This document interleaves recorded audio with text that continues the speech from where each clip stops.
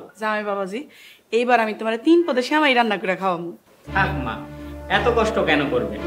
1000 টাকার ফল ফলাদি 1000 টাকার মিষ্টান্ন নিয়ে শ্বশুর বাড়িতে গিয়ে চিনি ছাড়া সেমাই খাওয়ার কোনো ইচ্ছা আমার নাই। কি তুমি মিষ্টি ফল নিয়ে যাওয়ার ফুটা দিচ্ছ? তুমি আস্তে একটা ছোট লোক।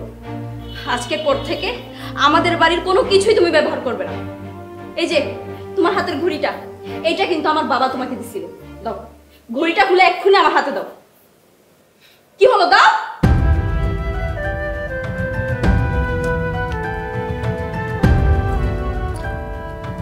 তোমার বাবার দেওয়ার এই ঘড়িটা আমার হাত থেকে খুলে নিয়ে ভালোই করলে। আজ থেকে আর আমার শ্বশুর বাড়ি বলে কিছু রইল না। যাই আমি।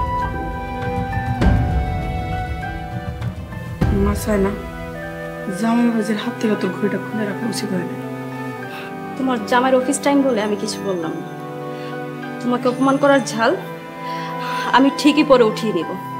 চায় না সংসার জীবনে অনেক কিছু হয় না, এত কিছু মাথা রাখলে হয় না। সবকিছু মানায় নিয়ে সংসার করতে হয়। মাথা ঠান্ডা কর।